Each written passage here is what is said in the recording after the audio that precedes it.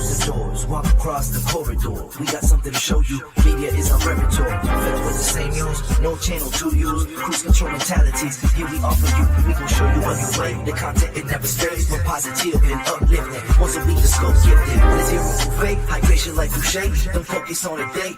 We always here for you. MediaScope when you emotionally broke. Settle in our knowledge and conversations, don't make them yours. What we run is a limit, not your hands on the torch. Take it easy like Sundays on the porch. MediaScope when you emotionally broke. Settle in our knowledge and conversations, don't make them yours. What we run is a limit, not your hands on the torch. Take it easy like Sundays on the porch. Now you go on the winner with no award toys. This culture meets the art, podcast with the heart.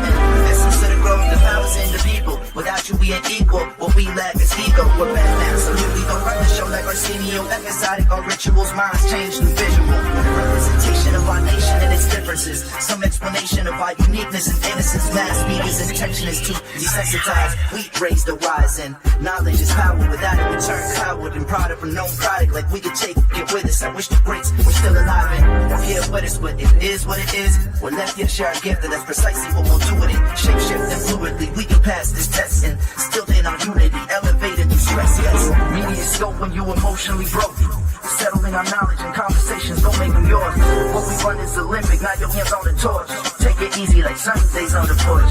MediaScope when you emotionally broke. Settle in our knowledge and conversations, don't make them yours. What we run is Olympic, not your hands on the torch. Take it easy like Sundays on the porch. Yeah. It's up to you. You got the torch now. MediaScope. We're here for you, and you. We got it all.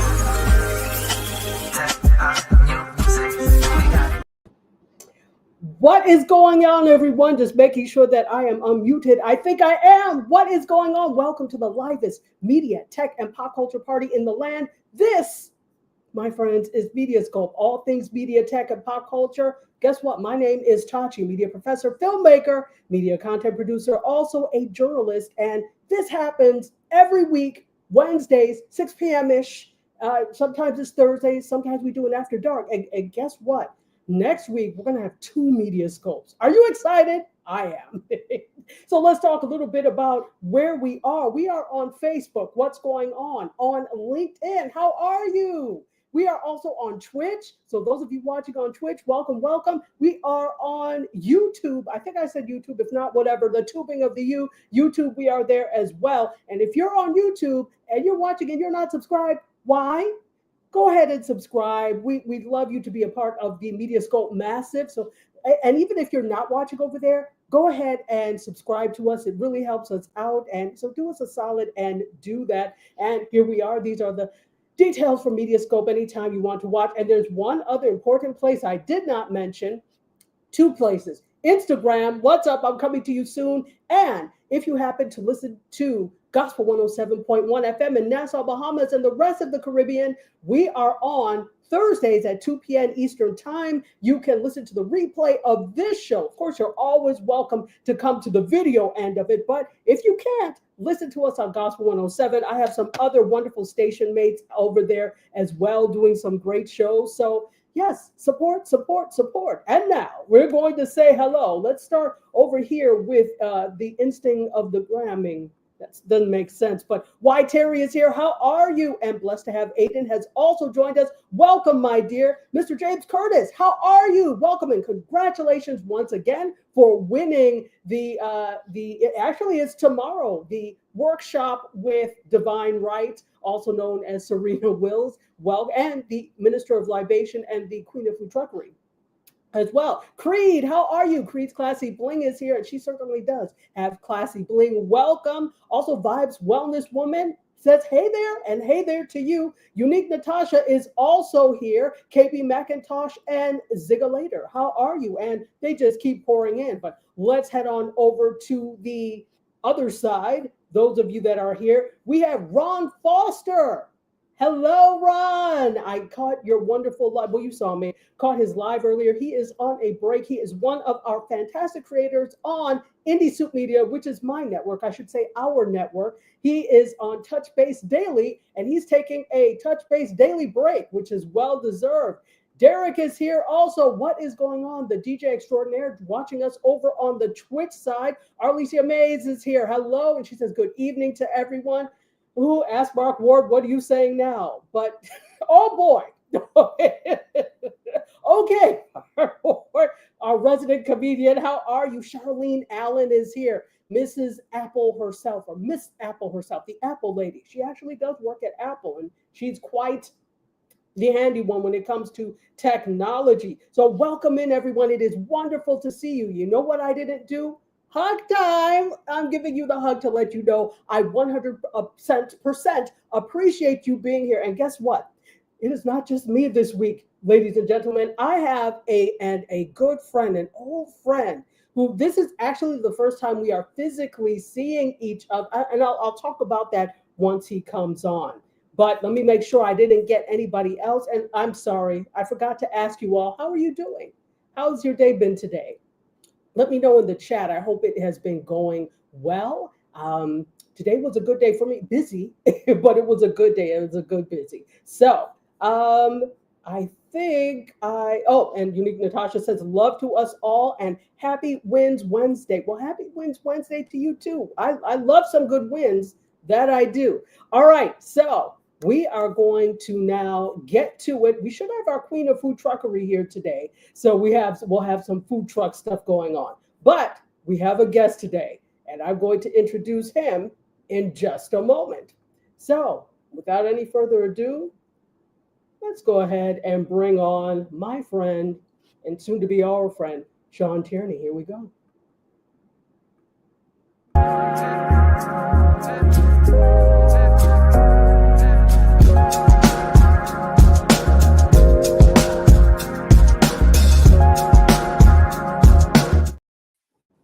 Sean.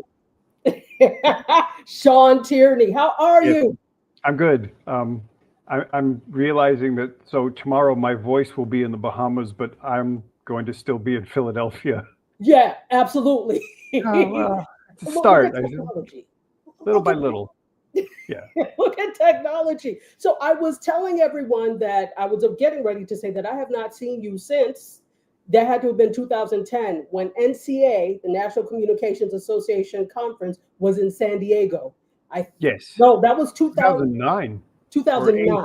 Yes. 2009, yes. That was the last time I saw you. So for those of you who don't know, and most of you probably don't know, Sean and I were classmates. We went to school together. We were in the same graduate program at Howard University. So were you master's and PhD at Howard or just PhD? Master's and. They let me stay, so I didn't leave. Same with me. I said, well, I like it here. So exactly, yes. I was, and I had entertained for a brief moment doing a program at Georgetown. And I said, now, why would I do that when I really, exactly. Yeah, unless you really enjoy The Exorcist, what's the point? No, that campus was spooky. I really didn't want to go to law school. Just somebody made an addition. I said, well, why don't I go to Georgetown? Why would I? Yeah. So it's no. I mean, you look at the staircase from The Exorcist. Okay, that's enough. You keep going. And I'm going to go out on a limb and assume you're not Catholic. I am not, but I went to Catholic school my entire life. So wow, I'm very familiar with Catholicism. Okay. Oh, yeah. Okay. Well then, yeah. But still, which probably helps you think, no, I'm not going there. So that's fine. I know I would have been just fine. I went to Catholic school, but I wasn't. Not Georgetown. So Howard it was, and it's been a long time. But you know what? I know who you are. We have catching up and stuff to do, but let's let the audience know who you are. Tell everybody who you are, what you do, and all of that. Anything else you want to do within reason, because I know you, Sean. I know. Yes. And yes, when you inform me that this would in fact play on a gospel radio station, it's. I'm going to be on my best behavior, I promise. Please. So if I stutter or I silence myself unexpectedly, that's why. I went to Howard, started in 1997, finished in 2003 for my master's and PhD in intercultural communication. Spent 2 years teaching at Miles College in Birmingham. And then I lived in Hong Kong for 18 years, where I taught at several universities and kind of stumbled into doing film reviews, film criticism, and actually appearing in a very small way in Hong Kong films. I decided to come back to the US in 2022, and I taught last spring at Howard. I'll be teaching another class remotely this spring, currently in Philadelphia, but I'm going to be going back to DC this summer. And so hopefully, if things work out, I'll be able to continue teaching at Howard or somewhere else in what they call the DMV. But yeah, that's mostly what I've done. Cool beans. Now, I don't think I remembered that you had a small part in the Hong Kong film scene. Tell us a little bit about that. What were you doing? Okay, okay, one of the things, because this is media, one of the things I'm enjoying seeing now as people kind of, I'm sure we'll talk about with TikTok and a lot of things, people are like, the blog is kind of enjoying a renaissance. Okay. And I think that's good because, you know, writing is something that for people like us, you know, you have to develop your writing skills. And I used to write movie reviews in Hong Kong just as a kind of a, like, instead of doing research, instead of writing in that academic voice, I could write in a fairly straightforward way.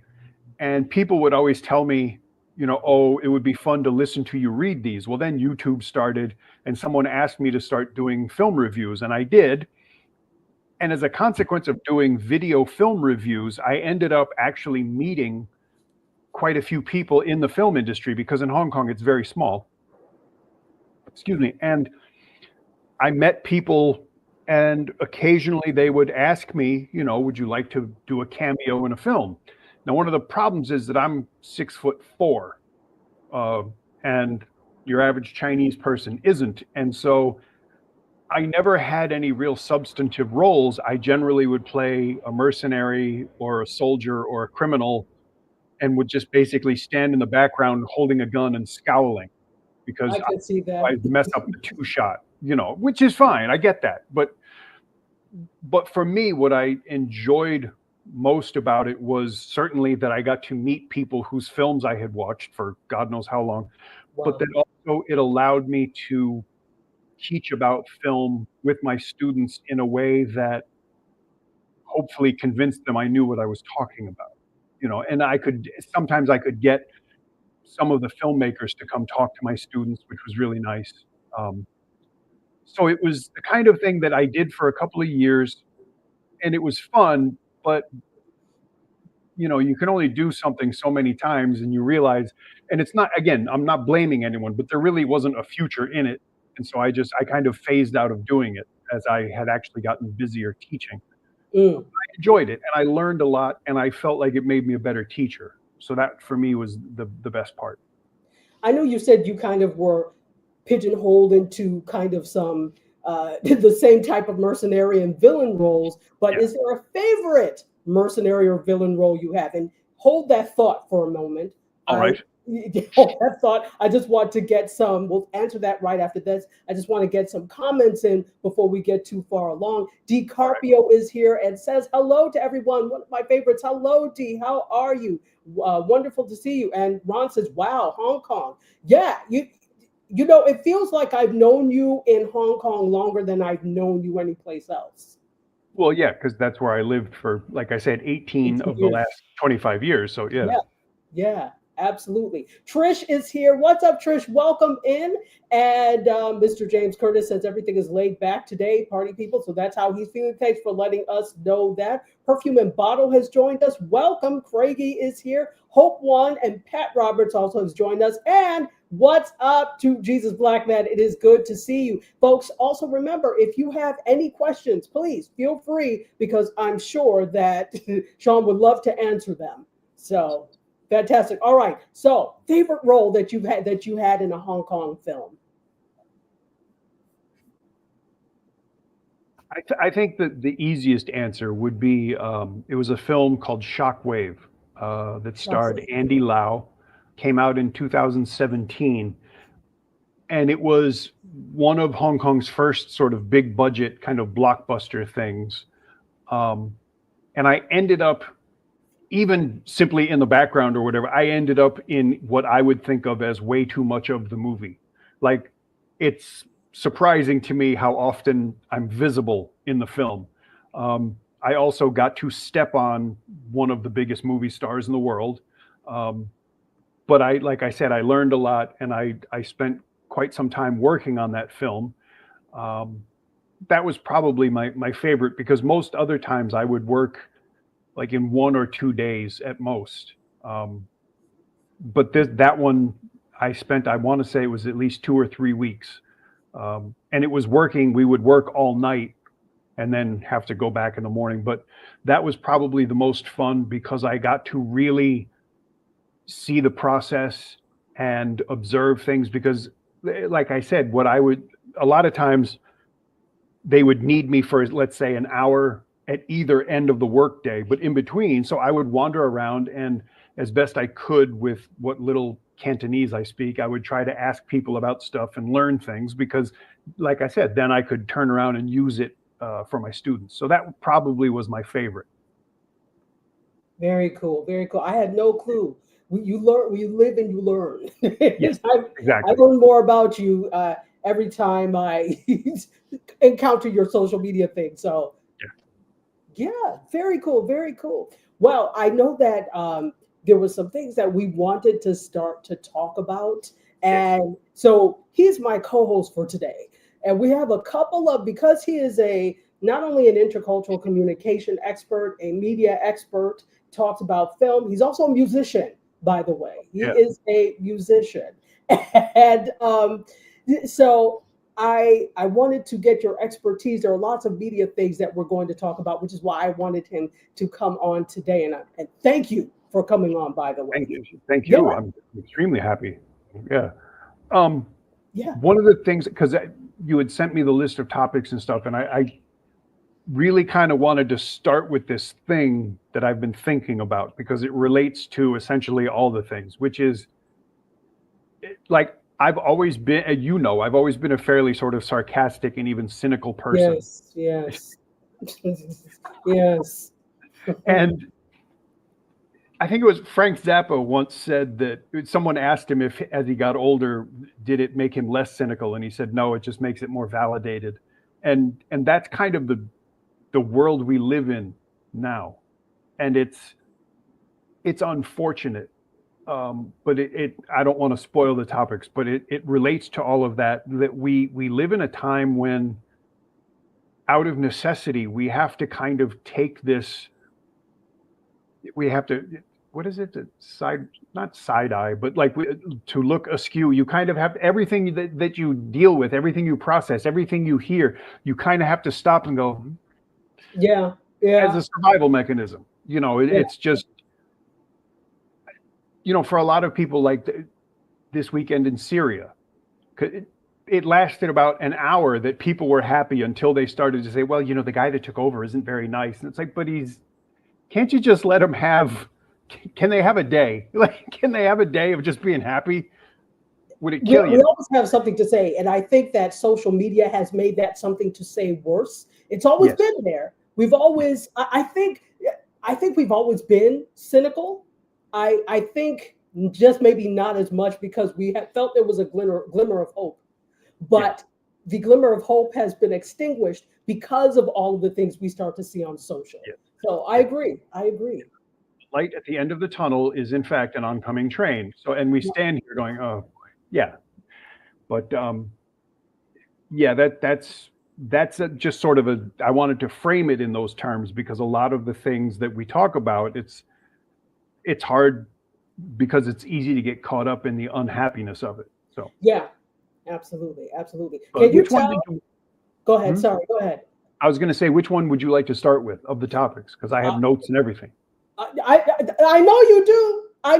Don't I know you, sir? We're going to start with the first one I sent you. And but before we get there, you probably heard me mention that we have a food truck. Yes, it's imaginary, but it's very real to us. So welcome to Serena Will. She says hello to everybody. It is indeed, in fact, Taco Wednesday. We're never here on Tuesdays. We are here on Wednesdays. So this is Taco Wednesday. And so the food truck is here. Beep, beep. Who's got the keys to the food truck? Serena. Welcome, Serena. Thank you so much for being here. So we're going to start. I actually have the photos to put up as well. So All let's right. go to the first photo. Let me say first hello to Lashandra Tinsley. Hello, and Moltrek and MJ. Welcome in. Welcome in. All right. We're going to go to the first one. And you know what? I can actually do the intro today too, because it is in fact media. So we're going to get started with a media story. Here we go.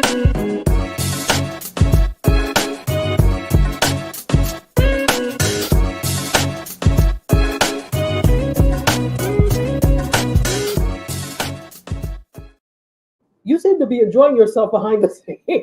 Oh, yes. Yes. Fantastic. So this first one, of course, is Rest Well. Unfortunately, I think everyone by now should know that the great poet, writer, activist, all of the things, Nikki Giovanni passed away at the age of 81. Apparently, she had lung cancer, and Yeah. because it seems now that 81 is not very old. I always think, Right. yeah, so I was like, something must have been wrong. So apparently she had lung cancer, and she was just. Do you have? Were you a reader of Nikki Giovanni's work? Not a lot, to be honest, but it's not kind of like not my wheelhouse. I can understand it and admire poetry, but it doesn't necessarily speak to me. Mhm. But certainly I recognize her and her role, her cultural influence, and all that. But you're right. 81 isn't old, but it's interesting to me to think about, like, now we know that you shouldn't smoke. Right. It really wasn't that long ago that people were like, what's the big deal? I can remember, as a kid, like when you could smoke in restaurants and airplanes, and it's a hard thing because you really only find out that it was the bad idea when it's too late, Exactly.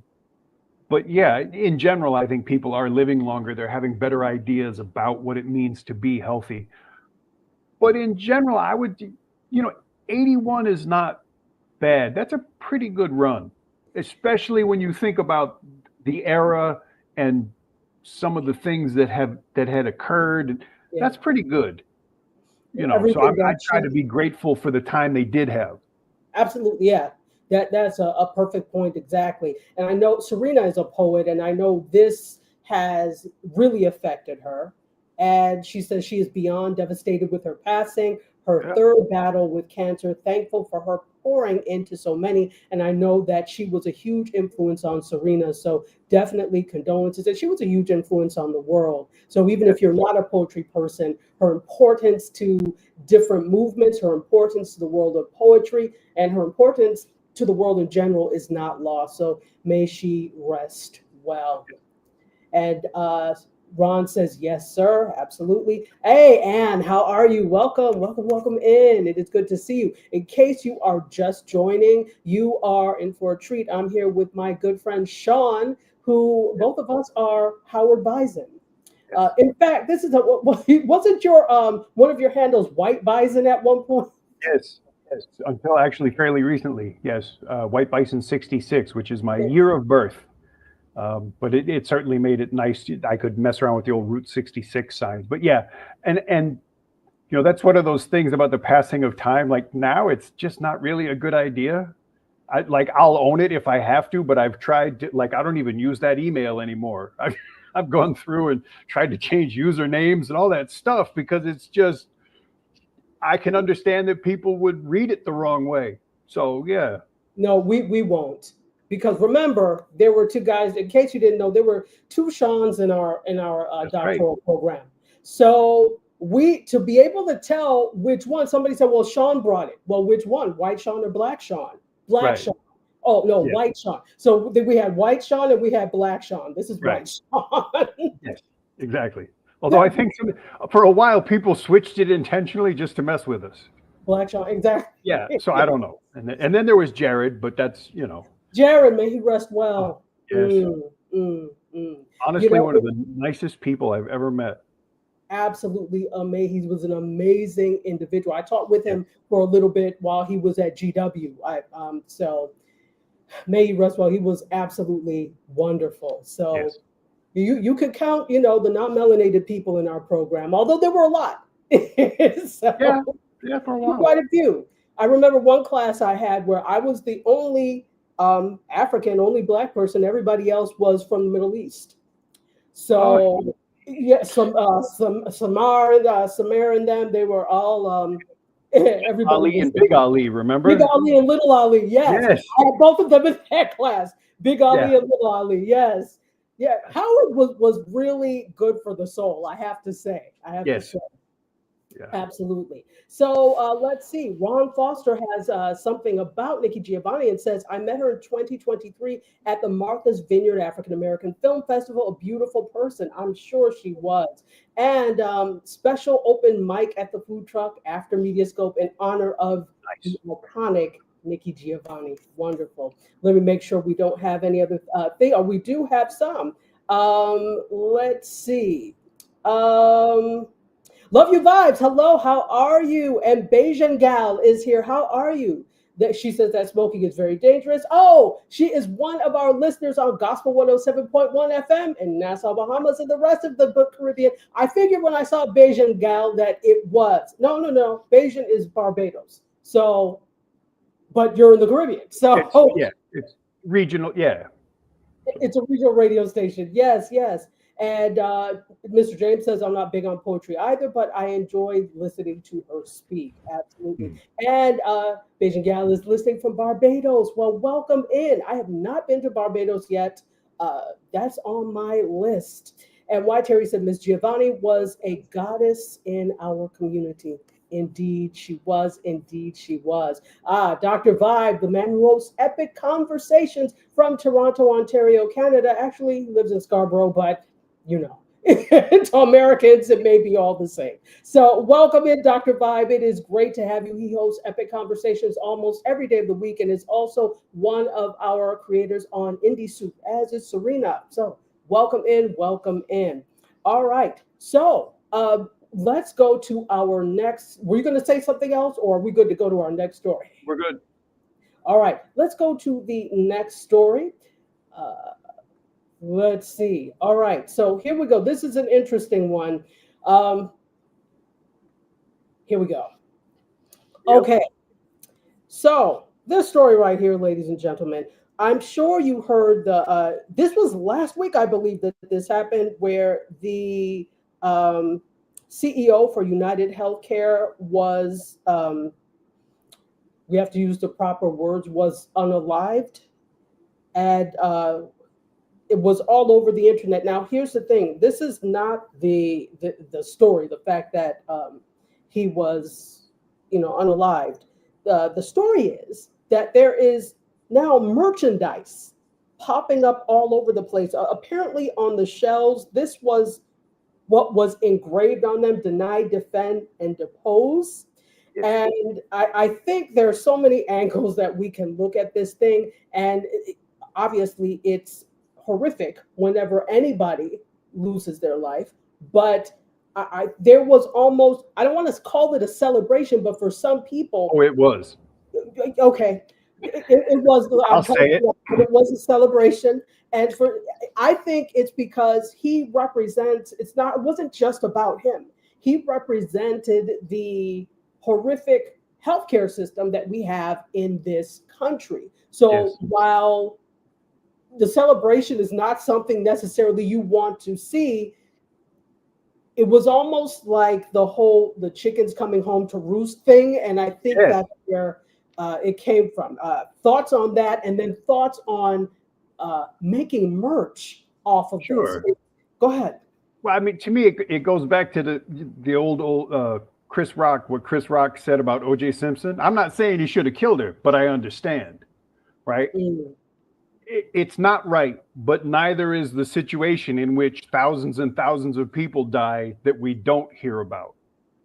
And it goes back to what I'd said about that cynicism, where people are just so embittered by something that is so obviously broken and so obviously wrong and yet it doesn't change because, and then your brain goes, well, because things don't change. And it's this kind of rolling thing. I noticed today over on Blue Sky, and again, I think it's funny because I'm not a very good person. There are people literally photoshopping the suspect into photographs of them saying, oh, this is my friend Luigi. He was with me December 4th through December 8th at SeaWorld. He was certainly not in New York. And there's like lots of people doing this.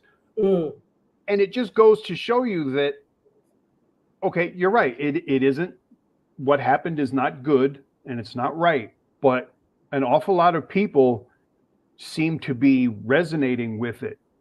And, you know, this whole thing about what he engraved on those shell casings is that's the 3-point strategy used by United Healthcare to deny people coverage. Correct. So it's like, is it, and I think it's people's attempt on some level to try to force that issue. Like, I'm not necessarily celebrating it. I'm trying to make you pay attention to how broken things are. And yeah, so it's because I think any of us, that especially if you're an adult, you know someone that probably could either have lived longer or lived better with undenied health care. And so that sort of thing is very prevalent in people's lives. And I admit, you know, I'm pushing 60. It's going to become a lot more prevalent in my life. I got to start thinking more about it. But it's that thing of a pressure valve. Like, people know that this isn't going to get fixed. They know it's not going to change. It's not going to get better. So they take the next best thing as a coping mechanism. And I guess, you know, the training that we have teaches you to look at these types of things. So obviously we're looking at this type of thing. But let's look at it from, obviously we can see where this is. It's almost like the whole Robin Hood thing as well, right? Robbing from the rich in order to give to the poor. It's that type of moral issue or moral argument. But let's talk about the whole thing of the opportunistic nature of actually making merch. Now, Amazon and Etsy in some places, if it was referring to the suspect or the perpetrator, let's say, if it was referring to him, they took it down. But what they're saying is, like, these words are not necessarily illegal, so they're not taking it down.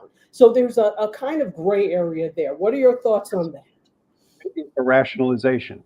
It's, you know, that they don't want to leave that money on the table. So they will find a way to make it okay. Yeah, because you look back at a lot of things that people have been allowed to sell. And again, unfortunately, that feeds into the cynicism.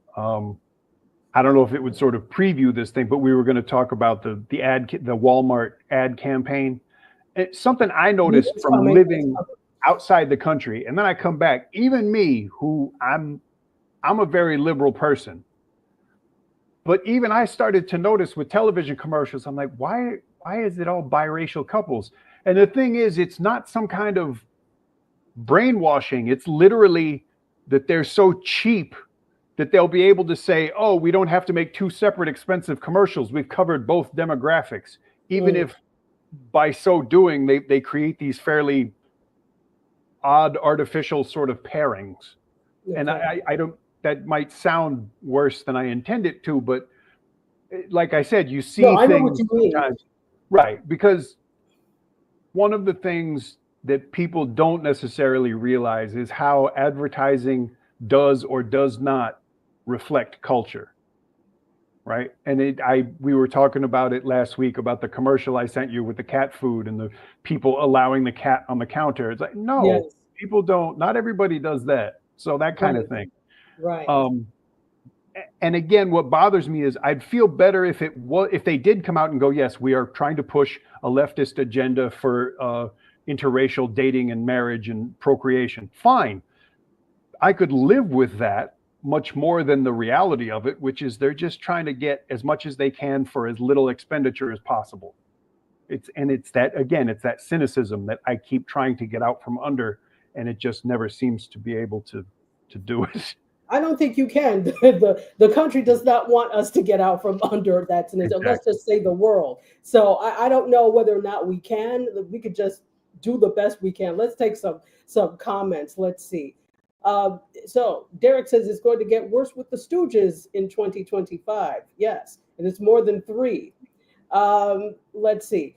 Mark Ward says the let's make money off the guy enraged by the greed of those only focused on making money is proof that we are indeed living in the matrix. Absolutely. And Serena is agreeing with Derek. And so is Ron Foster. Absolutely. And to Mark and Derek. So he's very agreeable today. Absolutely. So if you want my thoughts, which nobody does. I do. Okay. I do. Okay, good. Then and my thing is, even if nobody does, I give them anyway. I think that there may be some individuals who are purely making the merch as a statement to make a point. That's very possible. I would say that there are more people who are doing it for capitalistic reasons, right? That waters down, in my opinion, the salience of the actual initial movement, which is people in this country don't have access to good health care. They can't afford good health care. And again, to what point and to what extent, I don't know, because from what my understanding is, this individual is not poor. He's quite coined up, shall we say. Yes. So he's coined up. So to what extent this affects him, I don't know. I don't know what the thing is. And there's a whole other argument there in terms of punishment and who he is and how he's going to be punished because of who he is and what he has. That's a separate thing altogether. But I think it waters down the whole thing when you then turn this into a quote media moment, when you turn the thing into a slogan. Yep. That's my thought. One of my favorite memes actually was a picture from the CCTV footage, and they borrowed a different phrase that's been going around, and it's the CEO, it said your body, and on the shooter it said my choice. Wow. Which, okay, it seems terrible, but let's face it, that is literally what insurance companies do, your body but my choice. Yeah. Right? And we're right back at zero again, and it's so hard to deal with, because as you said, we all know the system is broken, and we can't, the people who could fix it won't. Absolutely. Mr. James Curtis, absolutely. So yeah, there is in this, to wrap this whole thing up as well, I think there is less of it's like, okay, the same thing. So you remember when there was a fire at Buckingham Palace. This was like a long time ago. Let's even go here. When the passing of the Queen, right? Now a person has passed, and passing is a terrible thing. But when you talked to people that were of former British colonies, when you talked to the average everyday Brit, there wasn't that reverence or that, because there's been a distaste for the royal family for a long time. And this is over centuries now that this has built up. I liken it to the same thing with this healthcare. And not that any of this is right, not that it's good not to be sympathetic to things, but you have to understand where that came from. Understanding where it comes from does not make the action right, but you understand where it comes from. Yep. Absolutely. Hey, After Dark with Johnny Ray is here, and he says, love you. There's more than 3. Listen, yes. There's a whole roll of these idiots up here. Let's see. Ron Foster says the dude comes from a rich family and is highly educated. Exactly. So again, if we're talking about what's going to happen here punishment-wise, even down to the mugshot, which was not muggish. Yeah. I saw someone today, they said the American prison system is not equipped to handle the volume of fan mail that guy's going to get. Listen, no, exactly. Exactly. Listen. Yeah. So Mark says this, I am not justifying unaliving anyone. It solves nothing. That. But the insurance companies unalive people on a daily basis. Exactly. So then again, it becomes it's a whole moral thing here. It's a whole value system thing, and everybody's going to have a different thing on this. And I think this is what many people are saying. I am not justifying XYZ. I am not, it's terrible that the queen passed away. However, your family has been XYZing for years. I think that's the thing. So yes, absolutely. Let's see. And Ron Foster says we are in the second Gilded Age. Indeed, indeed. Folks, if you are just joining, welcome to the fold. This is MediaScope, all things media, tech, and pop culture. Give me just a second here. All things media, tech, and pop culture. You are watching a great conversation between myself and my friend Sean Tierney, who was my classmate at Howard University, but he is also more importantly, he is also an expert on intercultural communication and media and film, and he is also a writer, and a good one at that. So in case you are wondering when we are on, let me tell you, we're here every Wednesday, just about every Wednesday at 6 p.m. Eastern time on all of these wonderful channels. I invite you to join us, definitely. And if you're watching on YouTube, make sure that you like and subscribe, folks. Why wouldn't you?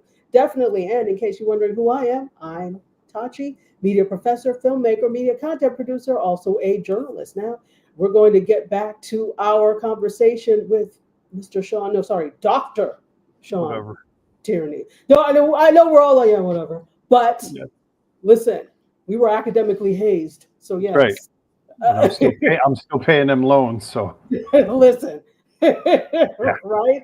Anyway, absolutely. So let's go on to the next story. And again, if anybody has a question for Sean, please let us know. He is happy to answer any question. Miss Elise, I see you over here on the Instagram side. Love you, Vibe says this. Maybe he's talking about the perpetrator. His best friend was affected. Maybe he's just sick of the system. His manifesto is available. Yes, and I have not read it, so I don't know.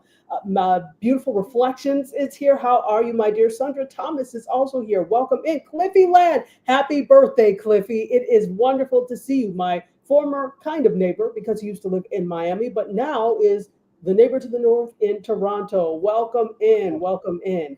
It is wonderful to have you here. All right, let's do this. We're going to go to the next story because we don't have a whole lot of time left. We have about 15 minutes or so left before we let everybody go and I let you go. So let's do this. Let's go to our next story.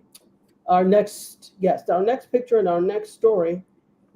This is the one you were just talking about. This is what we were just talking about. Oh yes. I'm sure everyone by now knows this, but if you don't, we're about to learn you. We're about to talk about this.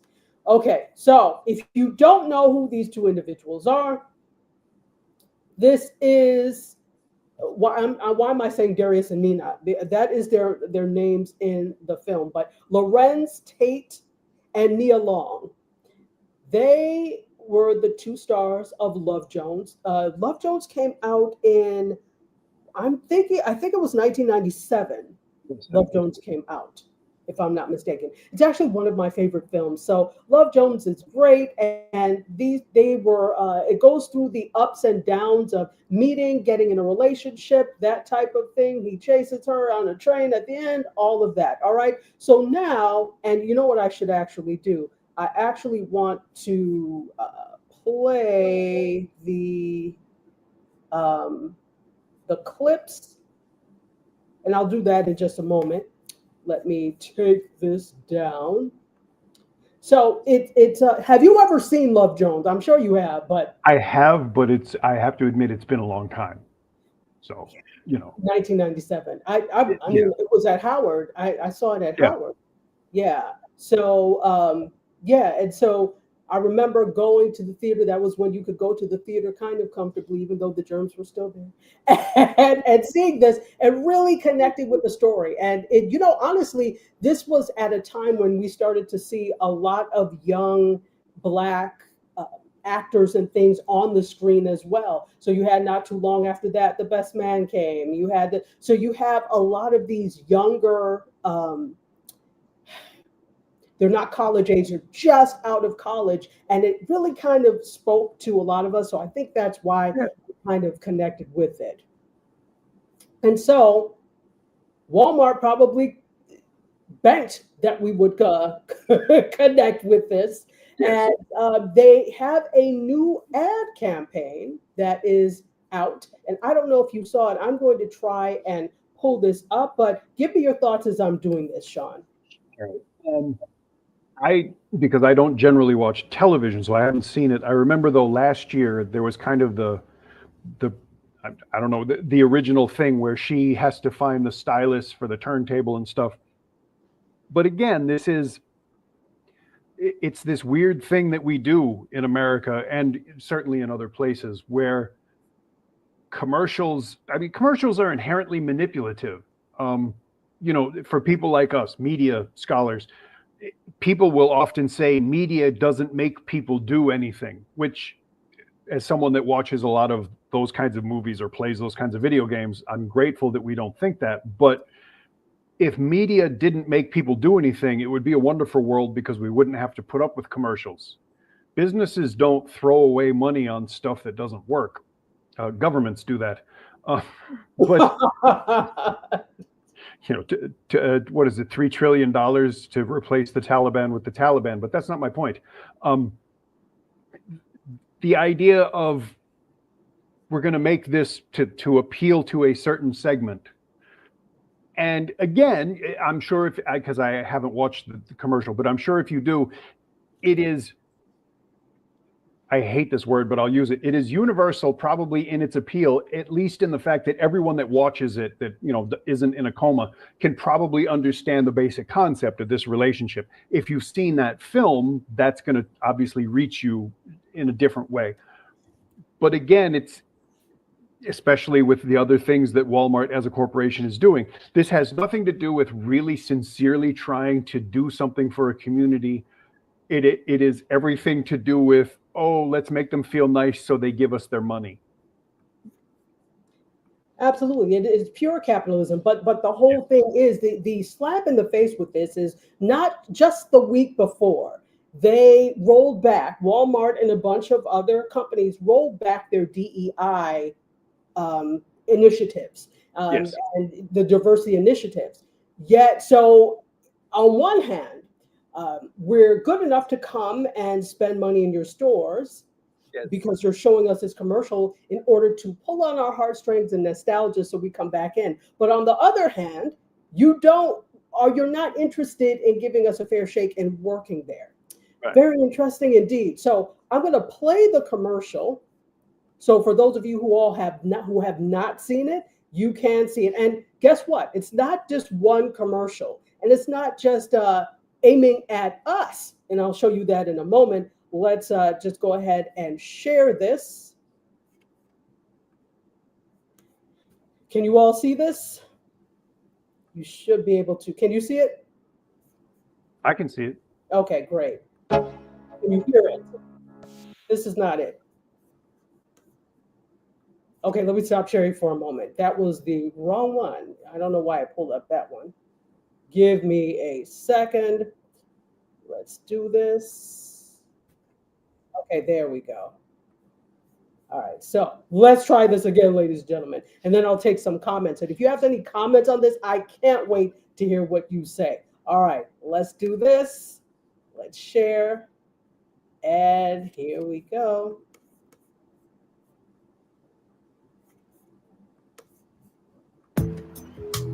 Oh. Is this an early present? I don't like to wait. Merry Christmas, babe. Aw, thank you. Merry Christmas. Mind if I play a little something for you? Let's do it. Hey! With Walmart gifts that spark timeless memories, give the gift that shows you get them. Welcome to your Walmart. Okay, now, to be fair, when you have campaigns like this, you are shooting them months in advance. So it's not like they shot this 2 weeks ago. This was probably shot sometime in May or June, maybe as late as August. But you have to shoot earlier, like late spring, early summer, so that you can get things together. And if you need to change anything, you can do this. So I don't necessarily blame the actors that are in this, because you did this ahead of time. I actually have a Be More that I'm going to drop about this. So I don't necessarily blame, but somebody at that table should have said, listen, we just rolled back DEI efforts. Does it make sense for us to release this commercial now? Or, well, does it make sense for them to eat the cost of the commercial? Because I'm fairly certain that was a factor as well. You know, and they wouldn't have had time to reshoot something. Yeah. But you're right. That's for especially in media, that's the thing that I really don't get this far in. We're a quarter of the way through the 21st century, and there still aren't people at those tables to be in a position to say, excuse me. And it's not just in this country, it's in a lot of places, and that, of course, folds right back to their decision to roll back those programs that would help get someone to the table such that we could make those discussions viable and important and necessary, because they are. Exactly. Absolutely. Absolutely. So that wasn't the only one that they did. So you think that we were the only ones that were the targets of this? No. Oh, no. There's more. So I'll play that. Let me just take some comments. First, Bestie is here. Welcome. Also, okay, Love You Vibes is talking about the manifesto. Mainly he's upset with the level of power, she says, and also those CEOs hold and abuse, she says. Also, hey, TJ McFord is here, says good evening. No, the day is going well. And Pretty Kitty Publishing, welcome in. Okay, so let's go to, I know I've got some comments over here. And yeah, Derek, I agree. So Kim is here. Kim says, I love seeing them together again, playing those characters, but it doesn't make me buy from them. Yeah. Absolutely.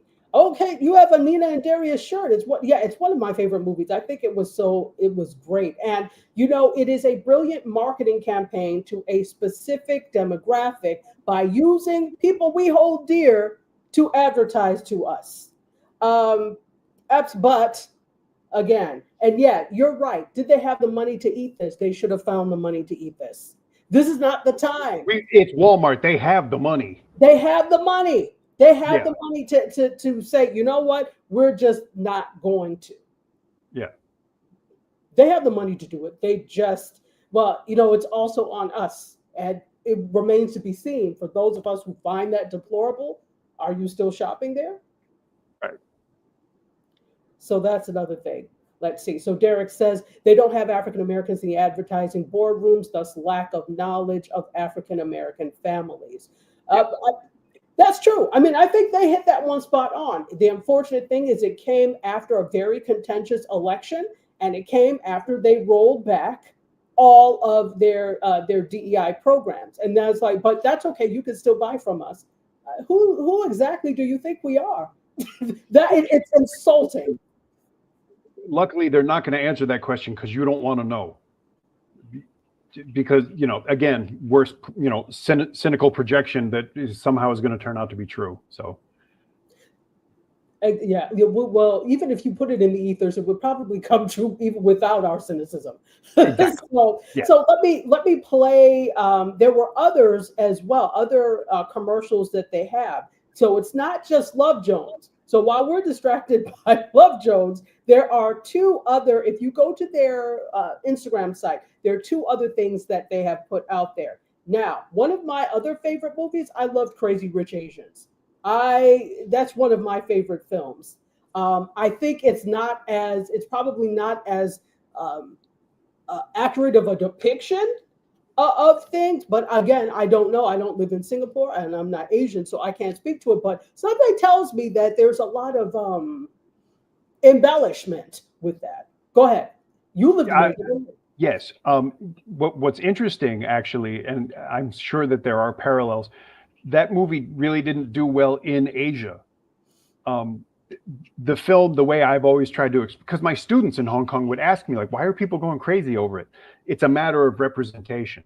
You know, it's Yes. The movie is essentially wealth porn, for lack of a better term, but it set a benchmark for representation, or let's say who a movie is for. Singapore is an interesting place. I've been there several times, but I think it has a lot to do with the fact that people don't get to see themselves reflected in a very broad sort of palette of characters, the way people that look like me do. So it's something that's very easy for people to understand. But if you grow up in Asia, everyone on television looks like you, everyone in the movies looks like you. So it was hard for them to really understand it. Even for me, as I say, like, I don't particularly care for the movie, but I'm glad that it exists because it moves the process forward. Because, you know, the same thing I always say with Netflix, I hope it gives people more chances to tell more stories, whether they're good or not, just so that people can feel like they're represented. Absolutely. You know, the same like Black Panther and Shang-Chi. It's like people deserve to look at a superhero movie and see themselves.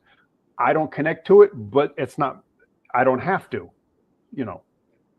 Exactly. You don't connect to it in the same way that someone who needs representation. Yeah, right. Absolutely. Yes. Absolutely. Yeah. So they have a Crazy Rich Asians one. Let's play that. They've got two, actually. So let's play that one.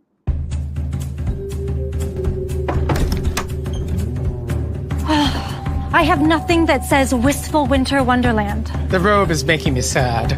Luckily, I bring gifts. Oliver. It's perfect. Is it just me or I'll be the best dressed here? With Walmart fashion at crazy good prices, give the gift that shows you get them. Welcome to your Walmart.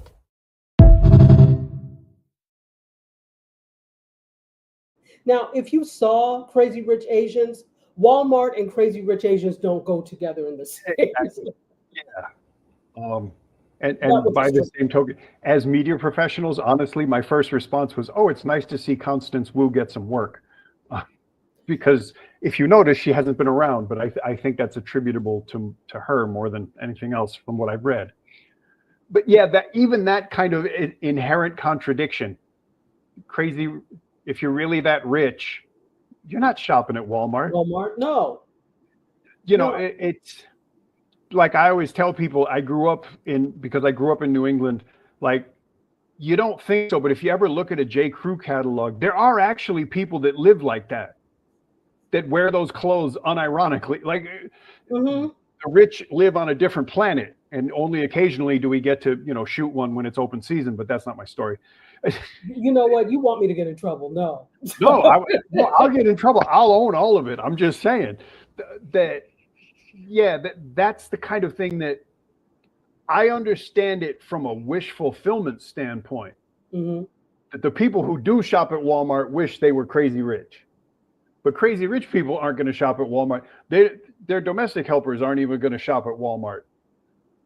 So, or maybe, yeah. So, yeah, advertising fascinates me and disturbs me in equal measure. It's also the thing of they don't even exist in the same world. Not only is that there's not even a Walmart in Singapore. So the thing is, it's so surface that, okay, maybe you can connect with it, but if you saw the movie, you know that most of it takes place in Asia. Right. It doesn't even make physical sense. So it is what it is, but it's the same type of thing. There are lots of people who really connected to Crazy Rich Asians, and they're like, oh, this will make them buy. Yeah.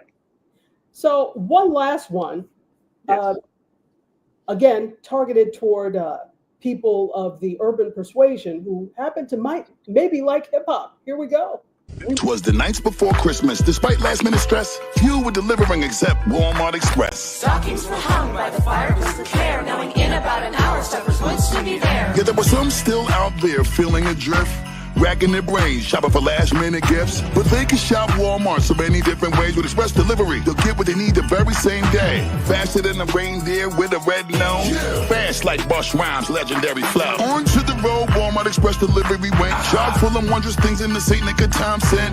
Faster, Buster! Let's go. There's no end to the nice things you can get. Legos, headphones, cosmetic gifts, sets, hub, a rap, remote control jack, leathers, watches, pajamas, wrapping paper, and a Keurig, a 12-pack of pineapple Fanta. Don't forget to leave some cookies and milk out for Santa.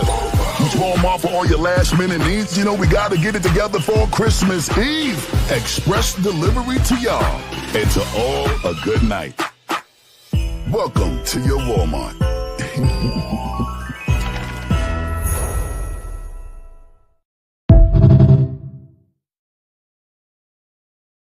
So again, here we go. Somebody that is a hip hop icon that they think we can identify with, and bam, it will make us want to shop at Walmart. Again, all of these things are coming out just like a week or week and a half after you roll back programs.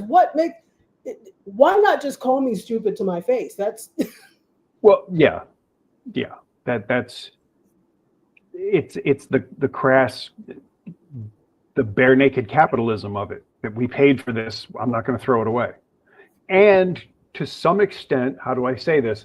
The people that are likely to be persuaded by commercials are probably not the same people to be concerned about or perhaps read about the rolling back of those programs. And very true.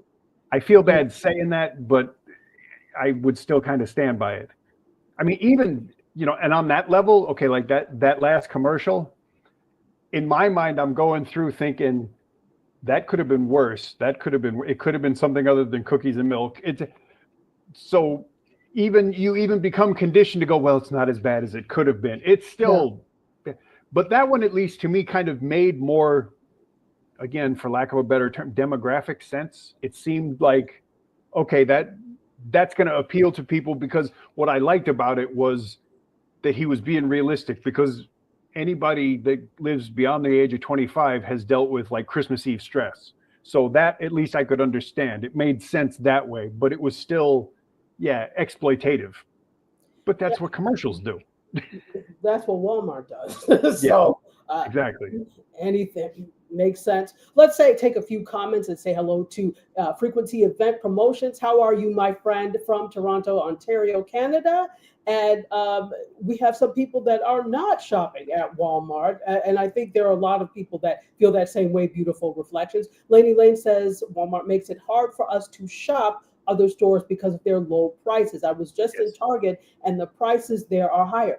Absolutely. But I think this is the thing that we have to ask ourselves. Is it worth our dignity? Is $2 for a 75 pack of toilet paper worth your dignity? So that's what we have to ask. And I do understand. And not everybody can afford to be righteous when it comes to I get it. And I do understand. There are some people that live in areas where the only option to shop is like a Walmart. But then nothing changes if we keep having an excuse as to why this is our only option. They've won if that's the case. And they can keep playing in our faces with these commercials and things that they think we'll like. They can keep doing that.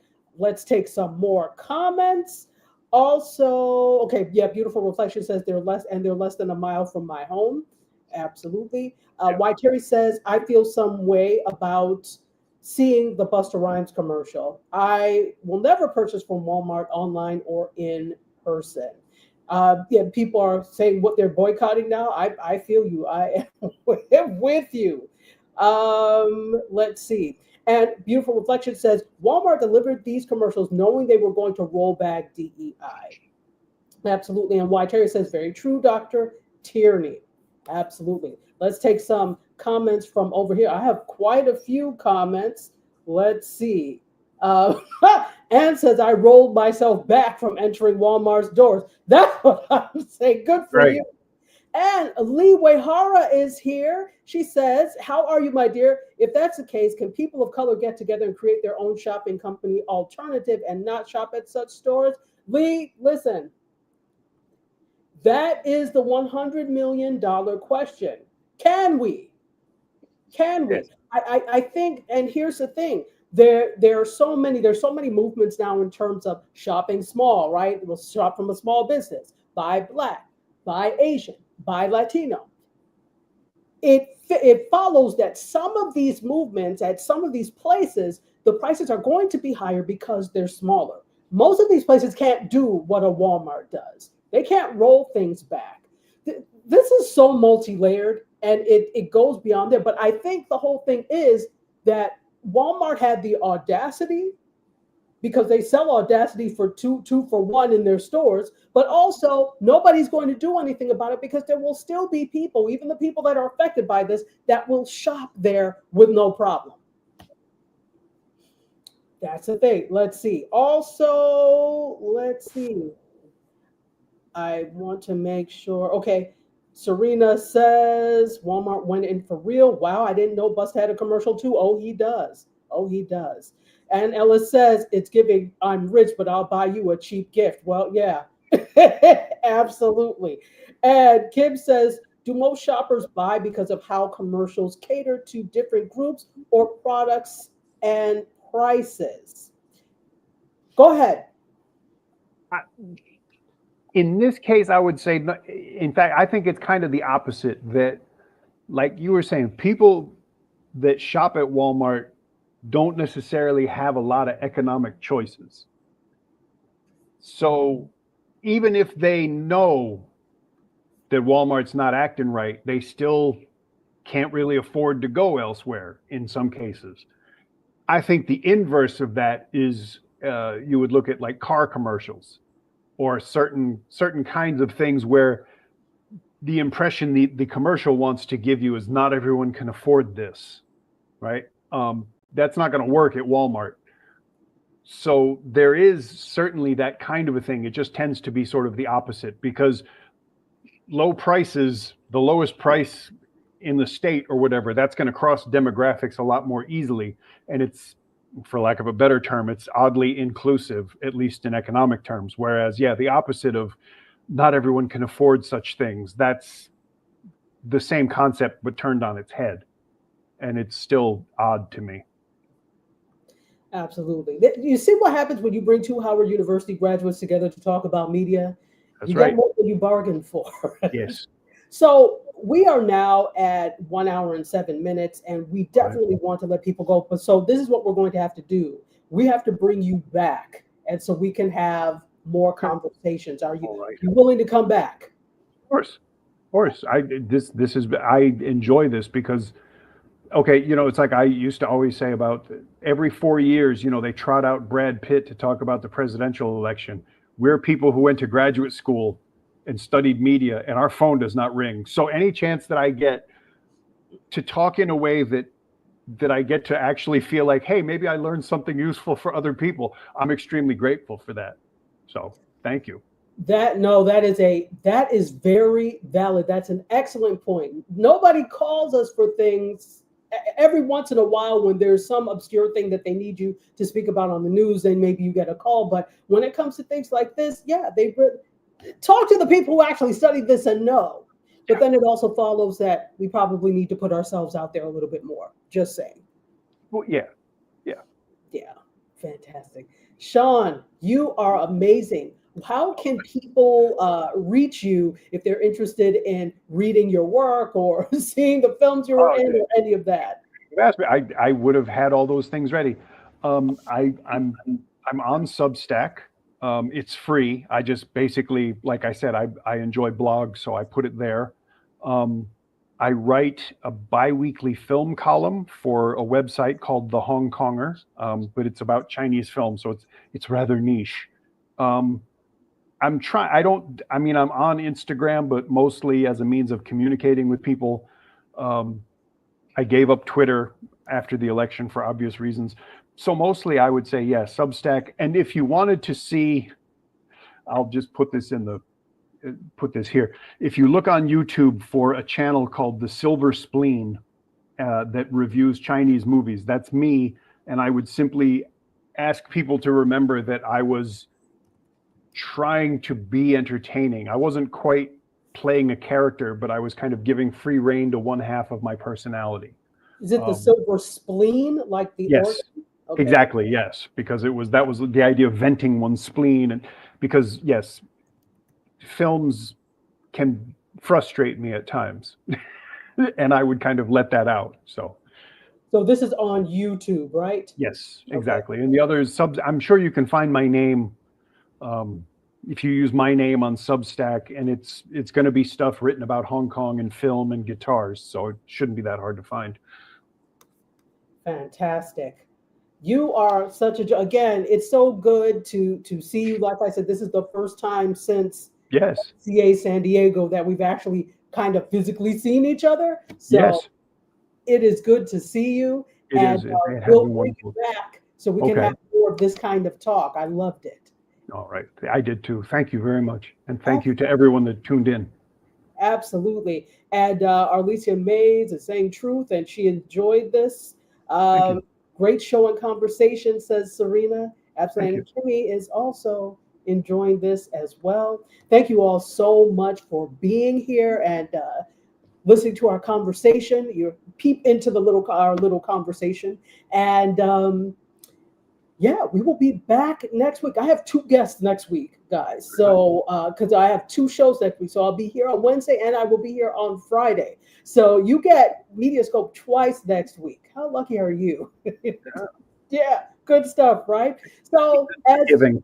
So what say again? It's the season for giving. So there you go. It is the season for giving, absolutely, because that's the only thing you're going to get from me this season. Anyway, because I'm not buying a damn thing for anybody. Anyway, thank you all so much for coming. I'm going to leave you to your evening. Don't forget to watch Indie Soup. We've got some programming going on tonight. Tonight is Small Biz Bites, so make sure you catch that. That's going to be coming up at 7:30. Make sure you catch that. And with that, I am going to let you all go with what I always say. I love you for watching. I bid you adieu. You guys, myself, Sean, and all of this info, we're going to exit stage left, but look for him again. He will definitely be back. Y. Terry, by the way, says, Dr. Tierney, great conversation. Beautiful Reflection says, great show. Thank you. Hey, Carolina, how are you? Welcome. Dr. Tyra, welcome. Lady G, Seeker of Truth, welcome. How are you? Sri is here. Hello. And he was watching from NYC. Hello, hello. Welcome. Thank you so much. All right. Well, look for him. He will be back again. And cheers, ladies and gentlemen. Bye. Close the doors, walk across the corridor. We got something to show you. Media is our repertoire. Fed up with the same news, no channel to use. Cruise control mentalities. Here we offer you. We gon' show you on your way. The content it never stays, but positive and uplifting. Once a week, the scope gifted. There's zero for fake, hydration like Boucher.